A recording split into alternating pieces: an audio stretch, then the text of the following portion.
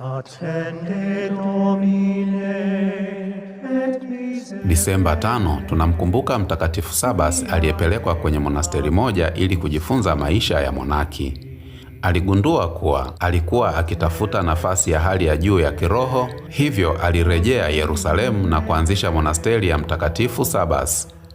Ilikuwa kama kituo cha kiroho kwa wamonaki wengi, ambapo Sabas aliongoza kwa busara na umakini mkubwa. Aliweka kanuni kali za maisha ya monaki na aliishi kwa mfano wa unyenyekevu na usafi wa roho.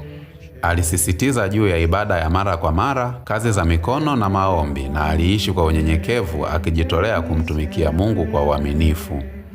Urithi wake unasisitiza maisha ya kujitolea, sala na kazi kwa ajili ya Mungu, na kuanzisha monasteri kama sehemu muhimu za maisha ya kiroho. Lapis angula